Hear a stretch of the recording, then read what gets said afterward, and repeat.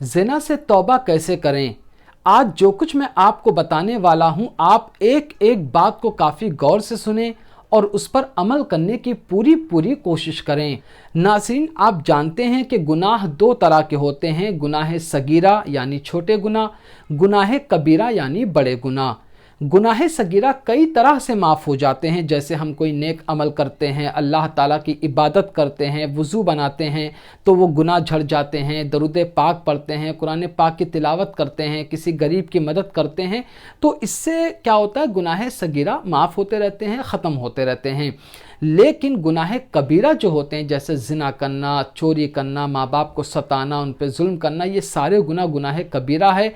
इससे जब तक आप सच्चे दिल के साथ अल्लाह ताला की बारगाह में रो रो कर दुआ नहीं मांगते, तब तक ये माफ़ नहीं होता।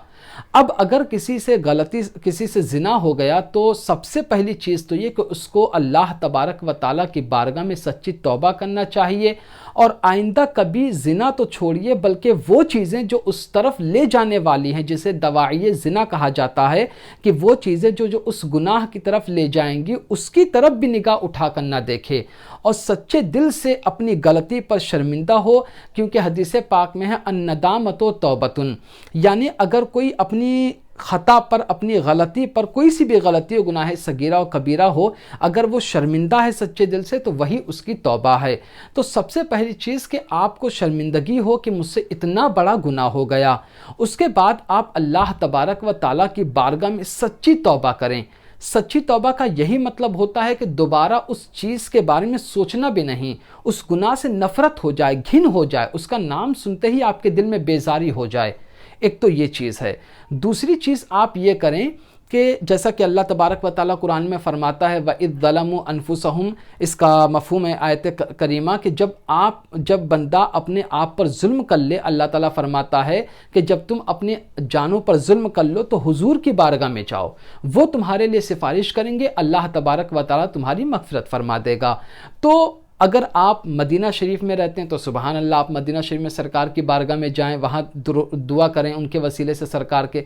लेकिन अगर आप किसी और शहर में हैं तो आप अल्लाह के वलियों की बारगाह में जाएं, उनके वसीले से दुआ करें, हुजूर के वसीले से दुआ करें, बहुत जल्दी दुआ कबूल होगी। और अपने उस गुनाह से सच्ची तौबा करें। ठीक, एक तो आपको ये करना है। दूसरी चीज़, आप तौबा की नमाज भी पढ़ सकते हैं। तौबा की नमाज कैसे पढ़ते हैं, पूरा मुकम्मल तरीका बताया हूँ मैं नमाज पढ़ने का। मैं ये भी बता देता हूँ कि मतलब कोई ख़ास तरीका नहीं है तौबा की नमाज का, बस एक नीयत का फ़र्क है, वो आप सुन लीजिए। नीयत इस तरह करना है, नीयत की मैंने 2 रकात या 4 रकात जो भी आप पढ़ रहे हैं, नीयत की मैंने 2 रकात नमाज नफिल तौबा वास्ते अल्लाह ताला के रुख मेरा काबा शरीफ की तरफ, अल्लाहु अकबर। बाकी पूरी नमाज आपको वैसे ही पढ़ना है और नमाज के बाद आप इस्तिग़फ़ार पढ़ लें, अस्तग़फ़िरुल्लाह रब्बी मिन कुल्लि ज़ंबिन व अतूबु इलैह, ये पढ़ लें। नहीं याद है और अपनी ज़बान में तौबा करें।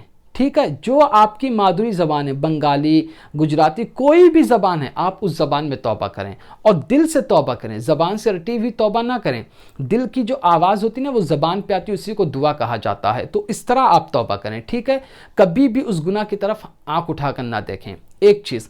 दूसरी बात, एक बात का और बहुत ख्याल रखें कि जब भी आप किसी चीज़ से भी तौबा करें तो एक चीज़ का बहुत ख्याल रखना चाहिए कि हम उस तरफ भी नहीं जाएंगे जो अभी मैंने पहले बताया कि जो चीज़ की तरफ में वापस नहीं जाना है। तो मैं उम्मीद करता हूँ कि आप समझ गए होंगे कि अगर अल्लाह ना करे करोड़ मर्तबा किसी से ये गलती हो जाए, ज़िना हो जाए, तो उसको क्या करना चाहिए। सबसे पहली चीज़, उसको अल्लाह ताला से सच्ची तौबा करना चाहिए उसकी बारगाह में, और उसके महबूब सल्लल्लाहु अलैहि वसल्लम उसके नेक बंदों के वसीले से दुआ करे। और तीसरी चीज़, खुद इस्तिग़फ़ार पढ़ते रहे, अस्तग़फ़िरुल्लाह रब्बी मिन कुल्लि ज़ंबिन व अतूबु इलैह, या अस्तग़फ़िरुल्लाह अस्तग़फ़िरुल्लाह अस्तग़फ़िरुल्लाह, या मैं तौबा करता हूँ, इस तरह भी पढ़ सकते हैं। ठीक है, तो उम्मीद करता हूँ सारी बातें आप समझ गए होंगे। तो आज की वीडियो में सिर्फ इतना ही। अस्सलामु अलैकुम।